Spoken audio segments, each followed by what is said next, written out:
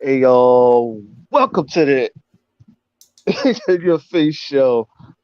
Yo, we're coming to y'all with something very different today.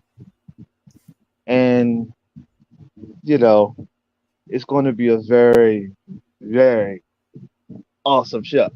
So, let me do my intro. Yo, what's up, everybody? This is the In Your Face Show. And I'm here with my main man.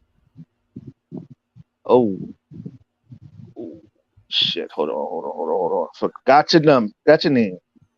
Jeff Zanelotti. Yeah. Sorry about that, bro. Sorry about All that. You good. know, All I good. butcher name. Yeah. But introduce yourself, brother. Yeah. No, I'm Jeff Zanelotti. I'm an independent comic book creator. Man, love your show. Happy to be on it. Thanks for having me. Well, thank you. You know, I love it. I love you too. But yeah, let's talk about Zed Comics. You know, how many years have you been doing Zed Comics? Well, I've been a comics fan pretty much my whole life. Have been into comics, reading comics, kind of doing my own thing for many years. Kind of created the brand of Zed Comics Original back in 2020. Pandemic came. I had a lot of free time, like a lot of people. Spent a lot of that free time arguing with idiots on the internet, and getting in internet fights, and that's a waste of everyone's time, man. That doesn't do anything. So I decided to take some of that frustration that I felt with everything that was going on and put it into something creative. So I made myself a promise in 2020 that whenever I wanted to argue with someone, I was going to take that time and I was going to work on my comics. And that's what I did. And in 2021, was able to get a one shot into the stores here locally for Free Comic Book Day. Once I got that done, I felt like the sky was the limit. And with Zed Comics Original as the brand, I started working on my new book, which is crowdfunding right now, called Accidental Renegades. So it's been kind of a long path to get here, but really only, really put my shoulder into it and started taking it really seriously in about 2020 and beyond. Awesome, awesome. So tell us about Renegades, your very first comic. Well, my first crowdfunded book is Accidental Renegades. It's a 36-page manga-inspired comic about bumbling, superpowered mercenaries who unintentionally ignite a global revolution. So it kind of asks the question, how do you stay out of the public eye when you become the most notorious people around? That's the premise of the book, and what it really aims to do is take the traditional superhero tropes and kind of turn on its side, right? So every comic book, every manga, at least for the most part, they all have, people in there who want to be heroes, right? They want to be the best hero they can be. They want to be the king of the heroes, whatever. This book is about people who have incredible powers that they never wanted and are being given a responsibility that they don't want. And it shows how individuals grow when, instead of seeking out greatness, they kind of have greatness forced on them. Okay. So tell us about the character that you have, the base character, basically. Well, it's a team book. One thing that I like about team books is that it kind of gives you a more diverse set of opinions, right? So if you have an individual book, you pretty much have the perspective of that individual. Batman, for example, is a great character, but every Batman book kind of centers around the way Batman is going to approach that problem. With a team book, for example, on a comparison level, you kind of have a more diverse set of personalities, which means that one problem can be approached in many different ways. And then, not only from a story's perspective does that give you some friction with the plot, but it also gives you friction with each of the characters. So, in Accidental Renegades, kind of the main protagonist, at least early on, is a character named Spitfire. And he's, an old war vet. He's basically been there. He's had to do some stuff, and he just wants to spend the rest of his time living out his days in peace and quiet, left alone, earning a living, and kind of doing what he needs to do. That kind of gets turned upside down in the first and second issue of the book, when he starts to gain a lot more notoriety than he ever wanted, and now his only goal is kind of being taken away from him, and it shows not just how he reacts to that, but also how the rest of the team reacts. Awesome. So, what do you feel about where your story ended instead of it beginning? Where do you think a good story should start and end? Well, I mean, it really kind of depends, I guess, right? I mean, a good story can kind of end where, or start at least wherever you want to start the story. That's kind of what the great thing about creating a story is. There really is no necessary start point. But, and I guess they would argue there really is not even necessarily an end point unless throughout the course of the story you make promises, to your reader. If you say by the end of the story, they're going to get married. Well, by the end of the story, then they should probably get married, right? But where you end the story, I don't think is necessarily as important as what goes on between the beginning of the story and the end of the story. And in there needs to be growth of characters. One thing that I try to do with this book is make sure that every single character starts or ends at a different place than they start. Now, that doesn't mean that every character is necessarily going to become heroic, because in the real world, not everyone rises to the occasion, right? So there will be some characters who rise to the occasion and end up really kind of embracing their new role, but it's a team book. With some serious situations, there's going to be some characters that either don't make it to the end or make it to the end having actually kind of gone backwards in their progression, because that can be a realistic thing too. So Awesome. I guess to answer your question, the beginning and the end of the story is not necessarily, I think, as important as what goes on in between. And there are some great stories that literally start with the birth of the main character. And then there are other stories that start with, the main character being old and it goes backwards to tell you everything that happened. So I would say that necessarily more than the beginning and the end is to focus on what happens in between those 2 points and how those characters change. True that. True that. True that. So, next in the next slide said character development is definitely key. Oh, absolutely. Yeah. Because I mean, I don't think most people, at least, don't follow the story for the plot. They follow the story for how the characters respond to the plot, right? I mean, a plot without characters is just, basically like instructions. The characters are the ones that keep the people engaged. And I think anything that where you like a character or you like a story, you like it because of the way the characters interact in the story. That doesn't always work, which is why sometimes, they'll say that person wasn't the right person for that role. And it's not because the actor's bad. It's because that actor doesn't fit the character and doesn't allow the character to develop the way you think it would. So yeah, character development is key. I think character development is probably, bad characters can't carry a good plot, but good characters can carry a bad plot.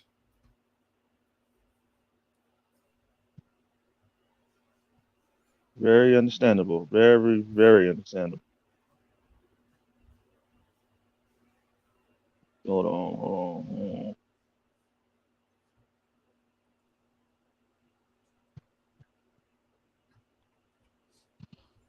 Today this Wi-Fi is crazy. This Wi-Fi.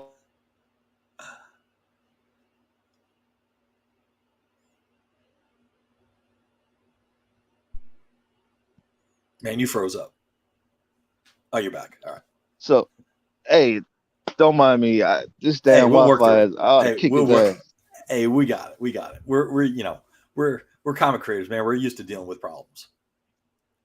I figure I deal with them too much.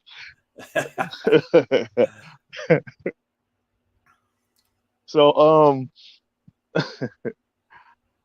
how many years have you been doing Renegade comics? Accidental Renegades. Well, I mean, I say I published my first one shot in 2021 and kind of transitioned immediately into actively working on Accidental Renegades. But I would say going back, this book's probably been in the works for quite some time, several years at least. And it's kind of funny. I mean, the readers of the book aren't going to necessarily know this, but the characters in the book have changed so much. There's a couple that kind of stay the same, but many of them change dramatically. Characters have been switched out and replaced. Designs have changed. The plot has changed. Um, you know, and a lot of that has to do with changes to the things that are going on. The book does pull a lot from kind of real world events, not directly, but from a lot of the overarching problems. And as those problems kind of change, the book kind of responds to it.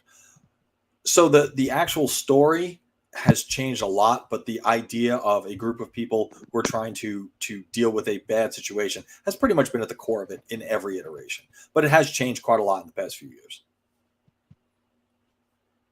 True that. True that. True that. I feel you on that. I feel you on that. Yeah. Yeah, that's a good way to go about that because you're able to squeeze a little bit and a little bit more within that balance. You get what I'm saying? Yeah, yeah.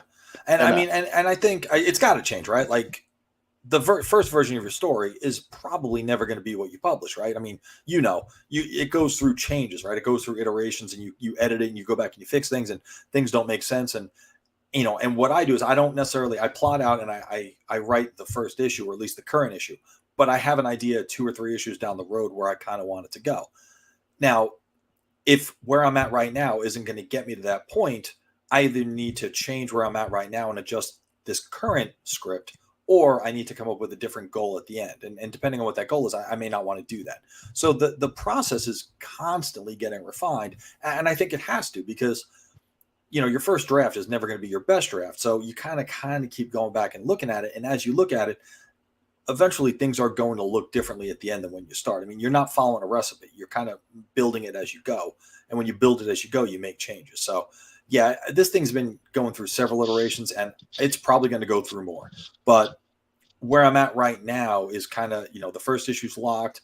The second issue's drafted. The third issue's plotted. So it's like each subsequent issue is a little less refined. And as I get further along, I'll just start working on more details on the subsequent issues. So it's a process, and it's always going to be a process. I guarantee you what I think the third issue looks like right now is not what the third issue is going to look like by the time I get there, because something's going to change. It's the nature of it.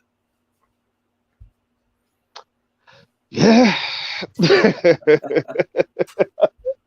yeah, that's the that's yeah. I'm still building on mine, so yeah, it's a lot of change your mind at the Oh, last absolutely. minute. Yeah. Yeah. And It's a I lot guarantee of you what you're working on right now is not what it looked like, 2 months ago, right? yeah, pretty It never much. does. It never does. It never stays the same. It always Never. evolves. Yeah. The one thing that never changes is that something always changes. Exactly. We never can make up our mind. Yeah. It's always a good idea, always a Uh great idea. You know what I mean? huh. And that's that's typical artist right there. Yep. Yep. Doubting yourself up until the minute it goes to print. For us. Uh, because like I haven't printed mines yet, but I know it's going to be a challenge. Why? Is because my book is like a 18 pager. Hmm. No, no, no, no, no, no, no, no. It's a 24 pager originally, Hmm. but it's 28 with the dedication letter, Yeah. Yeah. with Yeah. the You poster. always got to add those in. Yeah. Yeah. Yeah, stuff like that, you know what I mean? And it's a lot of stuff like that. It's a lot of stuff go into that. That's why I've been giving people a chance to read the digital copy and get their opinion on it. Not a critique, Hmm. but a opinion. You know what I mean? Yeah. And then just go with that. But see, when I come out with the physicals, they're getting more. You know what I'm saying? They're Yeah. actually getting the cover, the gold cover, and a poster, and the actual dedication letter as a poster. Yeah. You Yeah. know what I mean? It's a lot of stuff that goes into that for me. Yeah. Yeah. It's a huge process. It really is. Yeah, that's I don't even want to think about it right now. Put all that money together, man. Ugh. Ugh. But I love it. Oh yeah. Yeah. I mean, we wouldn't be doing this if we hated it. It's way too much work. Fuck yeah, yeah. Yeah, I mean, and also just because I transitioned into a more of a writer now, it's so hard, so Mhm. hard, man. Because although I have the God given talent, although I have the, you know, the, the energy to do it, but it's annoying Yeah, sometimes. yeah, yeah. Sometimes. But enough about me. On to you, All right. Mister Jet. All right. So when it comes to building your building process, before you do your comic, right? What do you prepare with? A mechanical pencil or a regular pencil? Well, it's a regular pencil most of the time. Actually, no, I take that back. I take that back. A mechanical pencil. When I start, it's usually very informal. It's usually whatever I have on the spot. It's like usually a cheap ass mechanical pencil, a couple sheets of printer paper. Maybe it's the back of a receipt. Like when I get the idea, I just kind of I got to put it down. My phone is full of just random thoughts and random ideas. In fact, just today, I was sitting in my car getting ready to leave a parking lot, and I thought of something that is an issue I've been trying to deal with, like trying to solve this one visual problem on one of the pages. I'm like, how do I make this look the way I want it to look? And I came up with the answer, I think. So I immediately, before I forget, because I could be real forgetful, I put it in my phone, just like, a shorthand, almost like a little code to myself. So when I go back and I look, I can remember how to do it.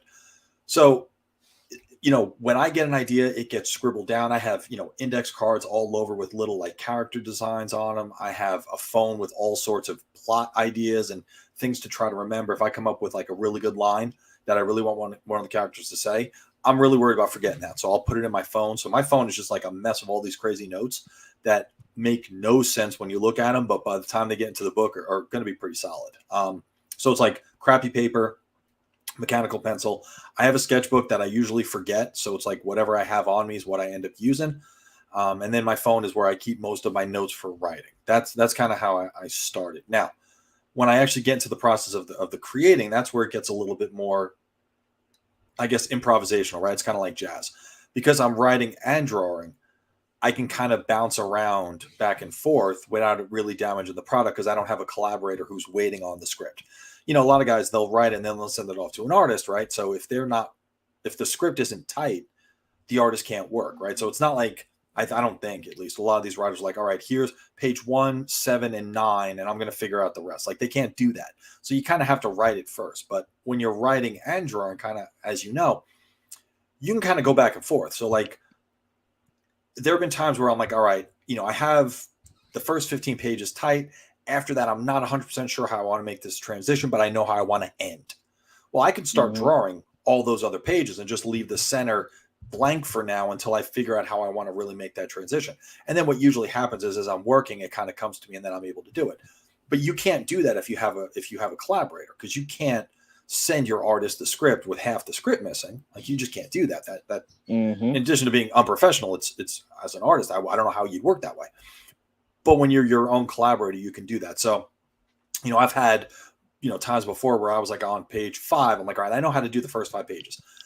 Then I want to transition to a different scene. I don't know how to do that. So you know what? I'm gonna skip that, but I'm gonna come back to it. So there's this podcaster I listen to. His name's Scott Lost, and he has this method where some people will jump around on pages. What he does, he jumps around on panels. So if there's like a panel on a page that he's comfortable drawing, like say he's doing a panel on page 20, he'll do that panel. And then he'll come back to a panel on page 5. Then he'll go to a panel on page 17. And he'll bounce around like that because it's all about keeping the flow going, right? So if you're just feeling that you really want to draw that thing in panel 3 on page 8, don't wait until you get to page 8 because it'll just take forever. Get the stuff done when you have the energy, because every panel you get done is one step closer to getting that book done. So I'm kind of like that. I do kind of jump around. Like, yesterday I finished a panel on, I think it was like page 12. Today I'm working on a panel on page 17. I didn't do I didn't do 13, 14, 15, 16. I'm jumping around based on where my inspiration is that day, because at the end of it, the book will be done, but it'll be done better because instead of, the last page being important and then it being the last page you get to, well, what happens if you run out of time?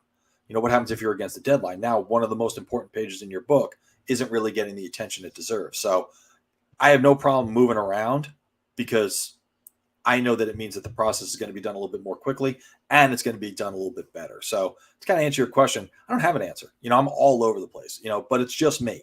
So I can jump around and give myself notes and, shorthands and everything else because it works for me. Awesome. I say that's a good idea. Yeah, good answer. And I don't see how you could do it though if you're a writer working with a different artist, right? Because you have to have that whole script done. But I can go through and I can even, right now I can refine the script a little bit to make it better based on where the story's going. And I really haven't done that much, but I've done it a little. And you can't do that, I don't think, if you send the script off to someone else and then it's done. So I kind of have the luxury of working alone in that. It does kind of suck because, you know how it is. Comics are kind of a solitary thing to begin with. And when you don't have a collaborator, it's just you at your table all day. And that, it can get kind of boring, I guess, and get kind of lonely. Having a collaborator allows you to bounce ideas off someone. And I don't necessarily have that. But at the same time, I kind of trade that for a little bit more efficiency in the work. And that's probably a good thing too. Okay. So when it comes to your comic book, how strong of an audience do it has to you? Well, see, okay, so one of the things that I'm trying to work on with this is my first Kickstarter is the book has, as of right now, 69 backers, which is great, I think, for a first comic book. But what I was looking at how many of those backers are people I know from my life and how much from are people I know from the comics world. And more of them are from my personal life than my comic book, my professional life, if you want to call it my creative life. And that's fine because it's the first book and you kind of got to build your base. But what I really want to do is I want to make sure that those numbers, I want to get into the hands of more comic book readers. It's great that, my coworkers or, my friends or, whatever, that they want to read the book. That's awesome because they're backing and they're supporting it. But I also want to give it, to the guys whose, books I'm buying on Kickstarter because I'm supporting people on Kickstarter and I'm reading their books. I want them to read mine too. I want to get feedback from other professionals. So as far as, the fan base, if you want to call it that, for a first book, I'm pretty happy right now with where it's at, and there's still some time to go. But I definitely want to make sure more comics people see it. I want to get feedback from comics people. Look, I love my family, right? But my family is going to say the book's great, right? They're probably going to be like, "Oh, I'm so proud of you. You did a great job." Like, my cousin buys the book. My cousin's going to be like, "Oh, this is cool." But if a comic book person buys the book and they're like, "Hey, I really like what you're doing here," I feel like that means a little bit more because they're going to tell you for real if it just wasn't working. So I kind of want to make sure I build up a tribe that is more creative types so I can kind of get more feedback from all of them. Because when you get good feedback, it's legit. And if you get bad feedback, it's going to help you get better. And that's kind of what I'm aiming for. Right. See that. I have a question. Quick question. Yeah. To you, what's the difference between a follower and a fan? That's a good question. Let's see. A follower and a fan. I would say a follower is someone who kind of likes you, but a fan is someone who likes the work you're doing. So, I have people who follow me, and they're going to like my post and they're going to whatever. But a fan is going to take time to put their money down on what you're selling. A fan can be a follower, but a follower isn't necessarily a fan. I have, I don't know, let's just say I have 300, followers on Twitter. 300 people have not bought the book. So clearly I have more followers than I have fans, right? And I think everyone's like that. There are people with, 14,000 followers. They're not selling 14,000 copies of their book. Some of those people are followers, but the ones who are putting money down on what that individual is doing, whether it's an artist or a musician or an actor, those are the fans, right? And I love my followers, right? But I go out of my way for the fan because the fan is the one who's giving me their hard-earned money. So I guess if I had to think about it, that difference between a follower and a fan is like a follower is into you, a fan is into what you're doing. And don't forget, like there are people who, you see this all the time. They're like, well, I don't like that person, but I like their music, I like their movies, I like their books. I'm going to keep supporting them, even though I don't agree with them individually. Those people are fans. They don't necessarily have to be followers, right? But followers are people who will like you, but won't necessarily put their money where their mouth is. And I think that's a difference. That's pretty big difference. I'm taking great take. I can I give my definition? Can I give Absolutely. my definition? Absolutely. I want Okay. to know what you think. Since I've dealt with different, I see it as like this: a fan and a follower. A follower is somebody who is invested in you, right? They're invested in the face of your company, right? So longevity for just a one night stand. You get what Mhm. I'm saying? Yeah. A longevity is a follower. They there for the whole marriage. Mhm. They there because they love you, because they love what you're doing. You know what I'm saying? And they got your back, right? And of course they're gonna buy your stuff. They're gonna buy it Mhm. and they're going to love it. They're gonna love it, even if you go to another genre. They're gonna still love it. They're gonna still love your product. You know what I Mhm. mean? But when it comes to fan, a fan would be like, oh, he pissed on himself. So I'm not gonna buy his shit. Fuck it, I'm off. Or they say, or if you say you like Trump, oh, you like Trump? Oh, I'm gone. I ain't buying none of this stuff. Let's protest against him.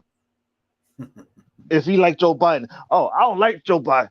Well, he may be a great artist, but I'll just go to another person Mhm. and another person and another person. That's like gold digger tendencies to me. Mhm. They run soon as something bad comes up, and when you fuck up, they run. Mhm. I don't like fickle people like that. You know what I Yeah. Yeah. mean? Yeah. Yeah. But when a follower, they don't judge you, they love you, and they care for you, even if you fucked up, even if you made a mistake, even if you done jumped off the bridge into the water and jumped off the bridge again, they still love you. They still see behind the mirror instead of at the mirror. Mhm. You know what I'm saying? And I'd rather go all out and risk my life and my livelihood for the follower because at least they take the time to get to know me. Yeah. Yeah.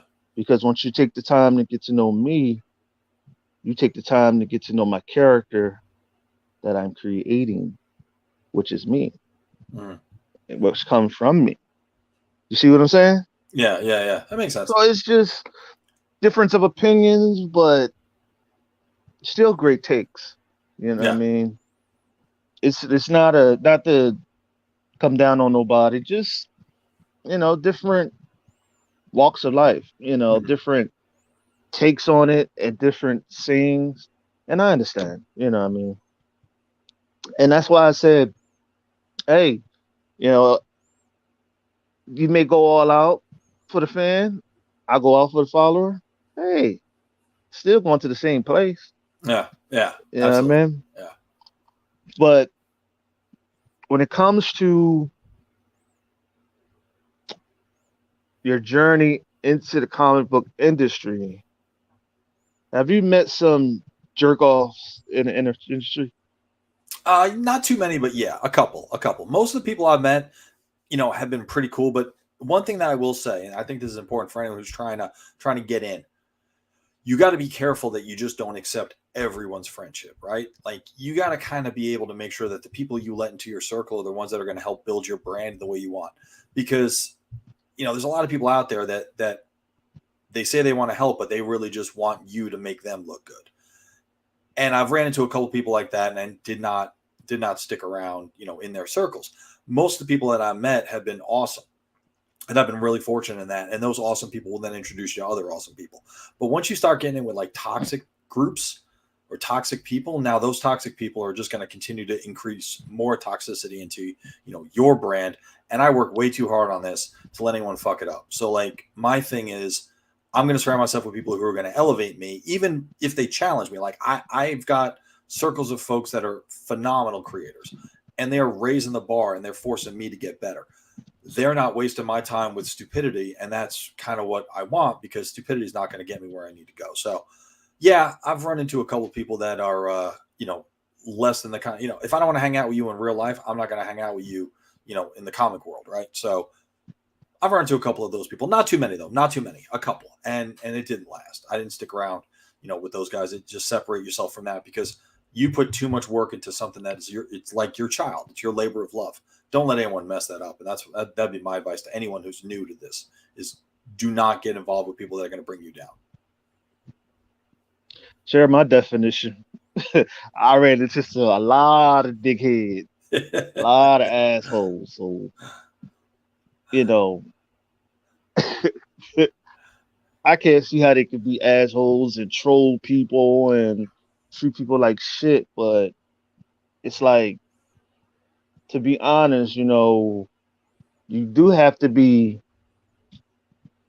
very wary on who you connect with, because your personality is on the line, Mm-hmm. your character is on the line, your brand is on the line, and I want to say, like, people buying your book is on the line. Yeah, You know what I absolutely. mean? Absolutely. Yeah. I mean, it's your brand, it's your reputation, it's your livelihood, like I'd rather hurt someone's feelings by cutting ties with them than be the nice guy who can never get success because you're just getting brought down by the people around you. That's not going to be me. That could be someone else. If I'm going to fail, it's going to be because I shot at something and I missed. I'm not going to fail because I surround myself with trash. That's not going to be me. Right, right, right. I see a lot of guys in the industry always caring about what people say, you know, always worried about what the next man is doing. Mm-hmm. Mothers. That's why I said, at the end of the day, man, whether a person is from Marvel, DC, Dark Horse, if they're bringing negative energy and negative vibes and bullshit around you, I don't give a fuck how big they is in it, how big they is in the industry. Leave them the fuck alone. Yeah. You know what And I you know what? mean? It's funny because, I'm active on a couple of social medias, but really I spend a lot of time on Twitter because it allows you to interact more with people. And, if it's someone that says something that I don't just, not, I don't care if I disagree or not. You say something I don't agree with, that's not a deal breaker. It's when you start like trying to bring other people down, right? Like I just don't have any tolerance for that. And I have a couple of people that, I follow on Twitter that I agree. Like I fundamentally, personally agree with their takes. Like I agree with what they're saying, but they're so constantly negative about it. They're so constantly picking fights with people. Even though I agree with their position on the fight, it's just so constant that I was like, I gotta unfollow this guy. Like I gotta separate that. Not because I disagree, because like I said, fundamentally, some of these things I'm like, yeah, man, I'm right there with you. But enough is enough. Like you're just picking fights at this point, and it's bringing. Like I don't need that on my feed. Like I want to see guys advertising their Kickstarters. I want to see guys talking about their Indiegogos. I want to see dudes, and girls talking about all the awesome art they're creating. Like I want that to motivate me. I'm not getting motivated by someone who's arguing with a troll. Like that doesn't accomplish anything. So even though these people may be on your side or at least having your same viewpoint, they can still be negative. It can still bring you down. So it's just you got to constantly stay on top of it. You got to constantly. The social media thing is like a full-time job in and of itself. I think so many creatives hate the self-publishing grind because it requires so much social media. It requires you to spend so much time interacting with people, and a lot of creative people aren't built for that, right? A lot of creative people, they want to sit alone and create.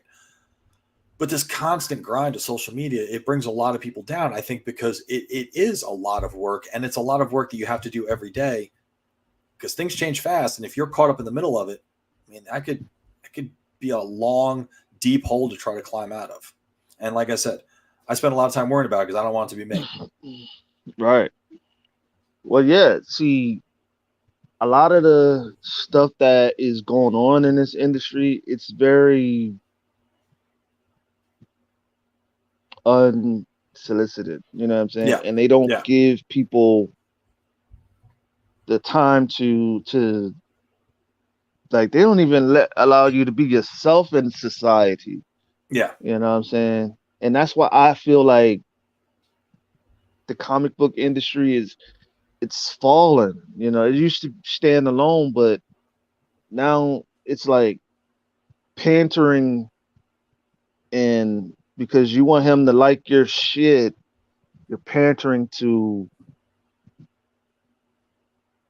just dumb shit. You know what I mean? Yeah. Yeah. And I mean, I feel like a lot of times these things go in cycles, right? So I'm Hmm. wondering if like the whole social media, arguing over who's right and who's wrong thing is eventually going to come to a head, and it's going to kind of dip back down before it comes back up again. That's kind of what I'm hoping.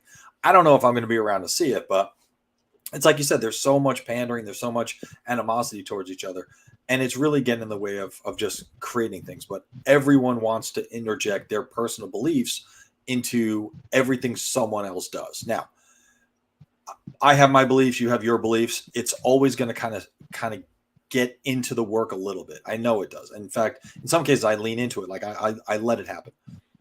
But I don't put my personal beliefs into your work, right? I'm not going to take my personal beliefs and argue why this Marvel artist, this DC artist, or this indie artist isn't doing things the way I want to. Because I think that's bullshit, right? Like if you want to Hmm. create, if you want to see that character do that thing, then create it yourself. But if that creator is doing that thing with that character, you either enjoy it or you don't. But if you don't enjoy it, it shouldn't be because you disagree with the route that creator took. It's that creator's responsibility to do that. And again, if you don't like it, then do it yourself. So, I mean, I get it. You're giving these people your money, but at the same time, you're giving people this money to tell you their story. If they're not telling you the story the way you want, stop giving them your money. But don't bitch that you don't like the way they told that story because, okay, like since when has that ever mattered? Have you liked everything you've ever read? No, probably not. You either stop buying it or you wait for it to get better. Those are really your only two options. Like to bitch and moan that that person is doing things differently than the way you as an individual think it should be done is incredibly egotistical. I mean, Right. how many people read Spider-Man? How many hundreds of thousands of people read Spider-Man comics or even tens of thousands? How many thousands, tens of thousands of people read Spider-Man comics? To argue that my opinion is the only one that matters is incredibly conceited. And also, it's wrong. So, I think we're at a point now where it's not so much that people are complaining that they don't like the way you did something. They're complaining that they don't think you did it the way I would do it. And that's just wrong to me. And see, and that's the whole situation. You know what I mean? And that's why at the end of the day,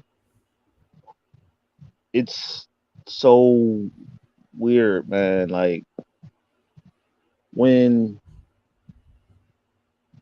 when you see people giving a fuck about what another man is is going to say, you know, it's a lot of bitch made fuckers in this industry. Grab your balls, Yeah. your nuts, your cojones, all that, and man up. Mm-hmm. Tell the truth, like that's what I'm saying. In this industry, they do not want to be heard. You see what I'm saying? Mm-hmm. And it's like, okay, for example, I hate Marvel and DC. Mm-hmm. I speak about it. I let them know. I don't give a fuck about you. I don't watch your shit. You know what I mean? And it pisses me off. when I see people that got great content, great work, and they waste it by giving a fuck about Marvel and DC. It's annoying because you see the potential in people, but they don't see the potential in themselves. Mm-hmm. And I'm like, dude, get off their nuts and build your own legacy. Do it, you know?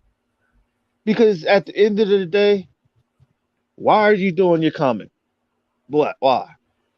Because Because you I want to make a couple $100. no, because I have a story I want to tell. All right. But everybody else ain't gonna have that the way they want to say it, you know what I mean? Everybody else ain't gonna have that. I mean, I get it. You want to take care of your child, you want to take care of your wife, you want to take care of your household. Take your household with you on your way to your dream. Take them. That's all it is. Because your household is supposed to be your biggest support system. If they can't support you, what is their family? Why is they Mm-hmm. family? And why they're there? You know. So it's I don't know. You know, the way this thing is going down a deep slope.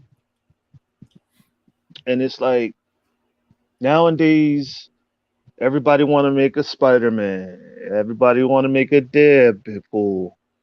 What about originality? You know what I mean? Like, be real with yourself. You know what I mean? There's only one Spider-Man. There's only one Deadpool. Make your own shit. And this is another thing. I hear a lot of people that say they go to Comic Cons, right? And they meet their hero, the person that they looked up to, and they mimic their style from that person, right? Mm-hmm. And they, and they come on the show. Some of them, they'll be like, "That when I met that person, he was an asshole." I'm like, I'm thinking to myself, I'm like, then why was you giving your goddamn money to the motherfucker? Mm-hmm. Why? Why was you giving your money to that person if you know they're going to be if they're going to be an asshole? Mm-hmm. Why? You know what Yeah. I'm saying? And it's like this, you know, they talking all shit about the person, crap about the person. You know what I'm saying? To feed, you're feeding in their ego. You know what I'm saying? You're feeding their ego, and that is why they're acting in the way they are. You see what I'm saying? Mm-hmm. I know I'm talking in slow motion, but don't mind me. But what I'm saying is, it's like you're feeding their ego. Continue to feed their ego by the money that you're giving them, participating in their whatever they're doing. And now you wonder why they treat you like shit Yeah. when they see you. That's why. And that's why it's like, I don't kiss ass. I ain't gonna kiss your ass. I'm gonna treat you like a person because you eat, bleed, and shit and piss and live just like I do. Mm-hmm. You're That's right. just having high profile life. That's it. That's it. Like, what else you got? And you got a little bit more money than me. Mm-hmm. You know what I'm saying? Like, Yeah. Yeah. that is the situation I don't understand about comic artists. They're like that girl that gets keep. getting cheated on, and they keep making excuses for that person that is cheating on them. You see what I'm saying? Mm-hmm. And it's like, leave the motherfucker if you don't like what he's doing. Like, what you think, bro? Man, I don't know. Someone actually asked me a couple weeks ago, like, what's your goal? Is your goal to work for Marvel or DC? And I said, I thought about it. At first, I was like, nah, I kind of want to do my own thing, and I still kind of stand by that. And the answer I kind of gave that's still true is, if you work for Marvel or DC, you get money, connections, you get millions of people, or millions is an exaggeration, but you get thousands of people, tens of thousands of people looking at your work, which is, it's the dream, right? To get that many people looking at what you do. But the way I put it is, you're playing with someone else's toys when you do that. And at the end of the day, you got to put their toys back in the box and go home. When you're an independent creator, you're playing with your own toys and you own the toys and you can do whatever you want with them. So, would it be great to work on, like, the X-Men? That was a book I read growing up. I'm a huge X-Men fan. That'd be amazing. That'd be a dream come true. But at the end of the day, I didn't create the X-Men. They're not my characters. I'm telling someone else's stories. With books like, Accidental Renegades, I'm telling my story with my characters that I created. And it's like I'm raising my own kids. You work for Marvel or DC, yeah, that's a goal for a lot of people, and that's awesome. And if they offer me a job, I probably have a hard time saying no, but they're not going to offer me a job, so it's all right. But at the end of the day, that's not your family. That's not your kids. You're playing with someone else's toys. You got to put them back. Is that what you want to do? Maybe, maybe not. But I don't know that's what I want to do. So, I hope they're successful. But I want to tell my stories. I want to tell my stories with my characters, with my imprint. I want it to be my thing. Like I said, my brand is my brand. DC and Marvel are awesome. Image, Top Cow, all those guys are awesome. They tell their stories. I'm going to tell mine. That's kind of how I look at it. Okay. That's good take. Good take. Good take. So let me go on a different M here. Okay. Ah, if this somehow just blow up in your face, right? Mm-hmm. Like, just end up being a dumpster fire, right? Right? Do you have a plan B? You mean if this book, or if comics in general blows up, like becomes a dumpster fire? Well, if your personal book just becomes a dumpster fire, don't sell, Uh-huh. don't even you don't even make nothing. It don't even hit the market. It don't Mm-hmm. even. It's just trash. It's just you just put it on the shelf. Forget it. It's ass. Forget it. What if it happens? Do you have a plan B to offset that and keep on moving? I'll be honest with you. My plan B, if issue 1 tanks, my plan B is to get to issue 2. If issue 2 Okay. tanks, it's to get to issue 3. I'm gonna keep telling the story because I believe in it, right? All And I right. think it's a good story. I think it's a story worth telling. I think, at least I believe in my heart, that issue 1's going to hook a lot of people. But if for whatever reason it doesn't, and it crashes and burns and flatten to the ground, okay, well then issue 2, and maybe it'll make a little bit more sense then. Then issue 3, maybe it'll make, and then people can start to see what I'm going for. I mean, there have been plenty of musicians whose first albums didn't hit, plenty of actors and actresses that did trash movies at first, plenty of comic artists who did garbage work before they found their strides. I look at the first book that I did, the one that I self-published, and there's a couple of pages in that book that I'm really proud of. There's a couple of pages that I can't look at just because I think they're hot ass. And I'm like, man, this page is not good. It's not my best work. I don't know what I was thinking. But that's good because that shows that there's some growth. I'm sure when I look back on issue 1 of Accidental Renegades a couple of years from now, there's going to be some pages in there that I'm genuinely proud of. But I think, at least I hope, that there's going to be a page or two that I look at that I was like, man, that wasn't very good, and I can do so much better now, because that shows that you're growing from page to page and book to book. And if you're growing, you're succeeding. That's how I look at it. Great take. Great take. You shocked me. I refuse to accept that the first book's going to crash and burn anyway, so that's not even on the table. You had the same attitude as me. Gotta be positive. Hell yeah. I'm Mr. Positive, goddamn it. Yeah. Shit. I'm overconfident. I'm cocky. I know my shit gonna work. Mm-hmm. You know what I'm saying? But I feel that a lot of guys in the industry don't have a plan B. Mm-hmm. And why I say that is like they focus more on the art and on the writing, right? Mm-hmm. But focus less on the business part. And what I mean by that is like this. It's like this, like comics is 90% business and 40% art and writing. And the exciting part, you got to get to the boring part, get through the boring part before you get to the good part and an exciting part.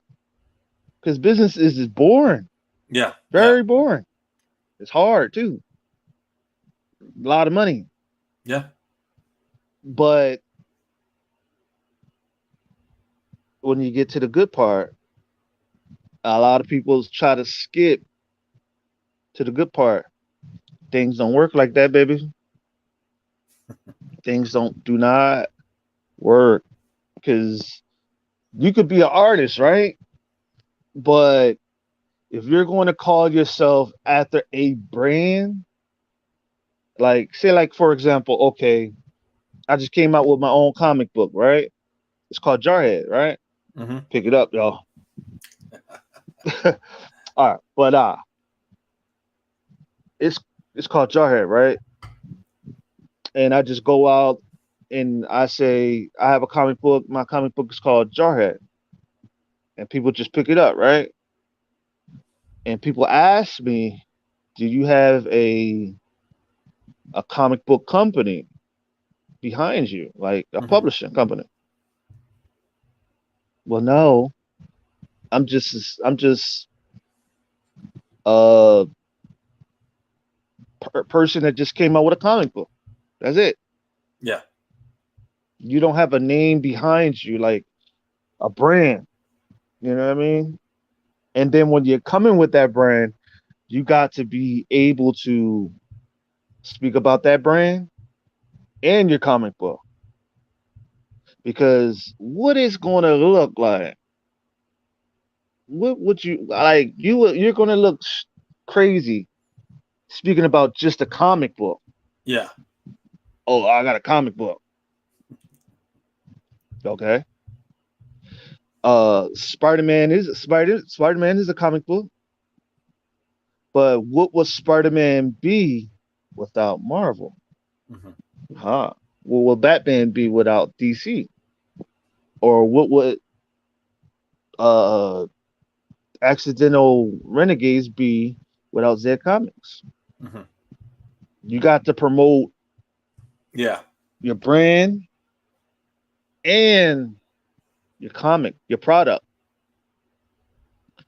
And a lot of people don't have the business science down, and that's what I noticed. If they did, I mean, it would be they would be more excited about it because they at least know because you want to bring out to the broader audience. You get what I'm saying? Yeah. But I don't think a lot of people want to do that Yeah, either because that or that you don't know how, because like you said, it can be hard work, right? So a lot of yeah, them, obviously, I think if you tell people, well, do you want hundreds more people to buy your stuff? They'll be like, well, yeah, obviously, I would love that, but they don't know how to get there because it can be complicated, and it's taken me a while to figure out how to do it and how to do it right. I mean, the Kickstarter I have going on right now, I set up a 60-day Kickstarter, which is probably 30 days more than I needed. But it was my first Kickstarter and I just didn't know. So I wanted to give myself enough time to learn, right? So now that I know with the next Kickstarter, it's going to be so much more streamlined because I learned so many lessons with this one. A lot of guys, they want the success and they're probably even willing to work for it, but they just don't know how because it can be kind of complicated, especially with everything going on with, when you do a crowdfunded book, you're doing everything. You're publicizing yourself. You're advertising yourself. You're trying to get your foot in the door with retailers. You're doing all that stuff, and it's not easy to do. And you kind of have to do everything. And Marvel and DC have the benefit of this guy draws it, this guy writes it, and Marvel advertises it, right? DC advertises it. Well, us independent folks, we don't have that. Like, we're our advertisers, and every second we're hawking the book is a second we're not creating the book. So it's definitely an uphill battle, man. You're exactly right. Like, it is. The odds are stacked against independent creators being successful, and the fact that any of us are hitting our marks is, we're probably not as proud of that as we should be. It's really hard, and every obstacle's in the way, and people are still doing it. Like, I don't think a lot of independent folks give themselves enough credit. And that's they rather put themselves down, and that is why I'm like, that's why you got me in this fucking industry, because I'm gonna tell you, being humble, people say, and this is what I hate. Humbleness, it's not an outside thing. It's an inside thing.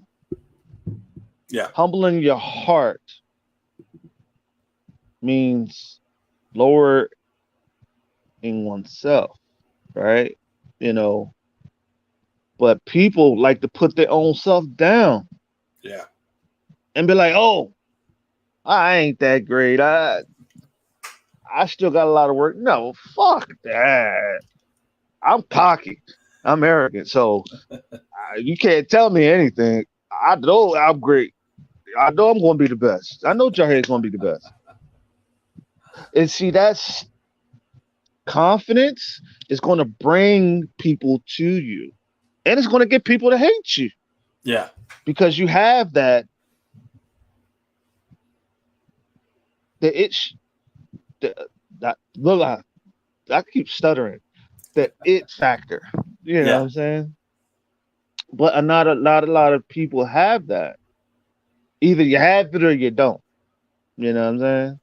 Mm-hmm. And it's just sorry to say, you know what I mean? I see a lot of people working on that, and that's good. Confidence come from just looking at yourself in the mirror, who you want to be, who or you are. It's knowing oneself.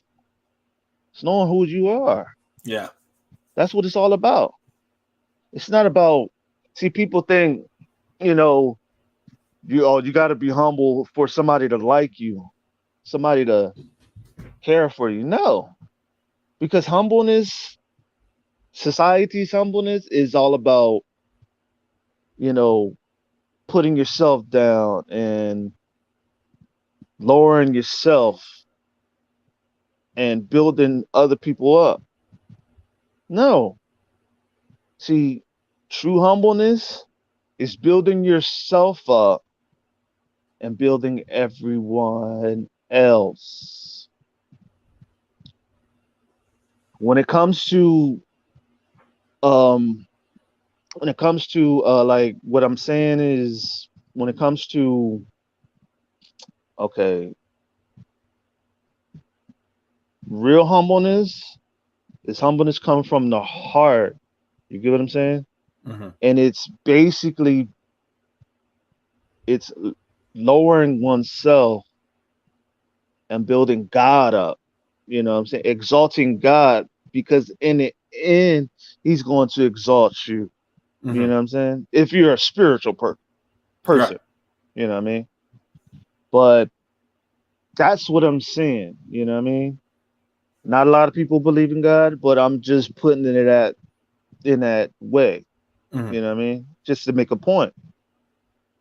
And also, I can't stand when people try to put another person down because they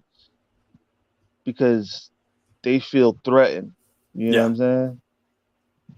And I hate that. I hate it with a passion because you're bullying somebody because they believe in themselves. You're hating on somebody because they know that they're great. Hmm. Why don't you find some fucking confidence and build yourself up and learn from that person having confidence in themselves? You know what I'm saying? Because at the end of the day, people need somebody like that. You know what I mean? Yeah. But like I said, people don't like me because I'm honest and I tell the truth about how I feel. Oh well, I don't give a fuck. So let me ask you something. How where do you see accidental renegades? How big do you see this being? Well, I kind of one of the reasons I call it like a manga inspired comic is because for one thing it definitely has more of the manga aesthetic, but also one thing that I like about manga is it has a definitive endpoint. Like the story's designed, even if it's going to end, 1,000 chapters from now, it's going to end. So with Accidental Renegades, I see it going probably about 5 arcs, right? Each arc lasts about three to four chapters. So there's probably anywhere from 20 to maybe 30, 35 chapters that I want to tell with this story. Each arc is going to kind of get into a different character. So at the end of it, it will be a self-contained story, almost kind of like a mini series, maybe more than a movie. Several chapters that can all be kind of collected that will tell the story from beginning to end, not just of the world that these people live in, but of the characters themselves. So I definitely see it. It's not meant to go on forever, but when it ends, it's going to end definitively. Right. True that, true that, true that, true that. You know. There's a part it is there's a part of the show, a segment of the show where I give you 60 seconds to promote your product and to give advice to the people that's coming in from the other industries and genres. Okay. Go. All right. Well, as far as the book, I would say this. There are plenty of comic books out there that are action packed. There's plenty of comic books out there that are funny. There's plenty of comic books out there that are a little bit off the beaten path. But Accidental Renegades is all three. It's a story with action, with humor, and with heart. And if you're looking for those three things, this is definitely the book that you're going to want to get. So I would say go on Kickstarter, look up Accidental Renegades, and back the book while you still can. Now, as far as people that are creating, I would tell you two things. Number one is don't wait. I kind of told myself I made a lot of excuses for why I wasn't ready, I wasn't good enough. And then I finally had the realization that at the end of the year, I'm going to be a year older. I'm either going to be a year older having not created a comic book, or I'm going to be a year older having created it. So might as well create it. Don't wait. You're never going to be ready, but you're always going to be ready at the same time. And the last thing is get yourself a good group of people. Surround yourself with people that are going to lift you up and they'll make you better. If you surround yourself with people that are going to bring you down, they're going to make you worse. And at the end of the day, that choice is entirely up to you. That's all I got. He said it. So, yo, that's all we have for y'all today. Awesome. Thank y'all for tuning in to the Your Face Show. Peace.